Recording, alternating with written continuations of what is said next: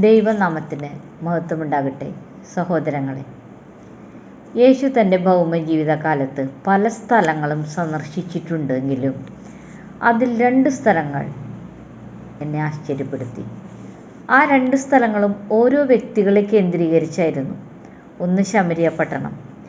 യേശു തൻ്റെ യാത്രക്കിടയിൽ ശമരിയ പട്ടണത്തിലൂടെ കടന്നു പോകേണ്ടതായി വന്നു. അപ്പോഴാണ് യാക്കോബിൻ്റെ കിണറിൽ വെള്ളം കോരാൻ വന്ന ശമര്യക്കാരി സ്ത്രീയെ കണ്ടുമുട്ടുന്നത്. യഥാർത്ഥത്തിൽ അത് ആകസ്മികമായിരുന്നില്ല, യേശുവിൻ്റെ പദ്ധതികളിൽ ഒന്നായിരുന്നു. ശമര്യക്കാരിയുടെ ഹൃദയ പരിവർത്തനത്താൽ ആ സ്ത്രീ സന്തോഷാധിക്യത്താൽ പട്ടണത്തിലെ ജനങ്ങളോട് സാക്ഷ്യം പറയുന്നു.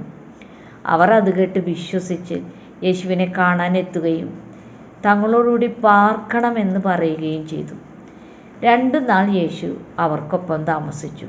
യോഹന്നാൻ 4:41-42 കേൾക്കൂ. ഏറ്റവും അധികം പേർ അവൻ്റെ വചനം കേട്ട് വിശ്വസിച്ചു. ഇനി നിന്റെ വാക്കുകൊണ്ടല്ല ഞങ്ങൾ വിശ്വസിക്കുന്നത്, ഞങ്ങൾ തന്നെ കേൾക്കുകയും അവൻ സാക്ഷാൽ ലോകരക്ഷിതാവ് എന്ന് അറിയുകയും ചെയ്തിരിക്കുന്നു എന്ന് അവർ സ്ത്രീയോട് പറഞ്ഞു. എന്തൊരു സ്വാഗതമാണ് ശമരിയ പട്ടണക്കാർ യേശുവിന് നൽകിയത്. അവരുടെ എല്ലാം ഹൃദയങ്ങൾ സുവിശേഷം സ്വീകരിക്കാൻ മുമ്പേ പാകപ്പെട്ടിട്ടുണ്ടായിരുന്നു.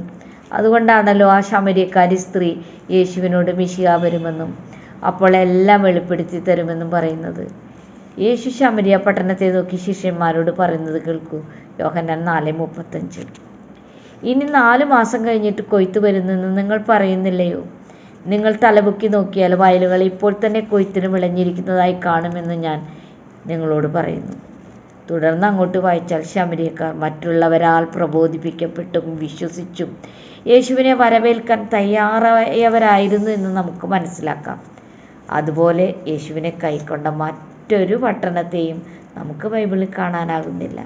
ആ ശമര്യക്കാരി സ്ത്രീയെ കേന്ദ്രീകരിച്ചുള്ള ആ സന്ദർശനം തികച്ചും സന്തോഷപ്രദമായിരുന്നു.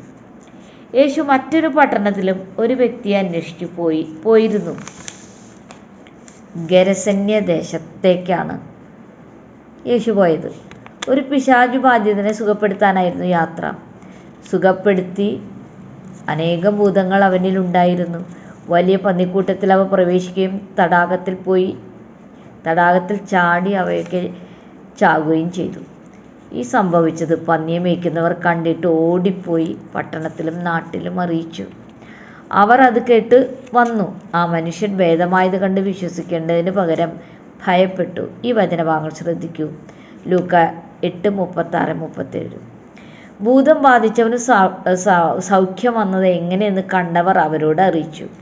ഗെരസന്യ ദേശത്തിലെ ജനസമൂഹമെല്ലാം ഭയപരവശരായി തങ്ങളെ വിട്ടുപോകണമെന്ന് അവനോട് അപേക്ഷിച്ചു. അങ്ങനെ അവൻ പടക് കയറി മടങ്ങിപ്പോന്നു. പൂർണ്ണമായൊരു തിരസ്കരണം. ഈ 2 പട്ടണങ്ങളിലും 2 വ്യക്തികളെ പുതു സൃഷ്ടിയാക്കി മാറ്റുകയാണ് യേശു ചെയ്തത്. പക്ഷേ ചെയ്ത പ്രവൃത്തി 2 കൂട്ടർ കൈക്കൊണ്ടത് 2 വിധത്തിൽ. ശമരിയ പട്ടണക്കാർ സ്വാഗതം ചെയ്തപ്പോൾ യേശു അവരോടൊപ്പം പോയി. ഗെരസന്യ ദേശക്കാർ തിരസ്കരിച്ചപ്പോൾ യേശു മടങ്ങിപ്പോയി. ഇതാണ് യേശുവിൻ്റെ സ്വഭാവം. ഒരു ഇടിച്ചു കയറ്റമൊന്നുമില്ല. നാം യേശുവിനെ സ്വീകരിച്ചാൽ യേശു നമ്മിലേക്ക് വരും, തിരസ്കരിച്ചാൽ മടങ്ങിപ്പോകും. എത്രയേറെ പേർ യേശുവിനെ സ്വീകരിച്ചിരിക്കുന്നു, അവരോടൊപ്പം യേശു ഉണ്ട്.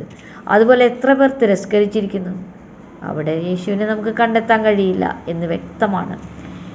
ദേശങ്ങളായാലും അങ്ങനെ തന്നെ.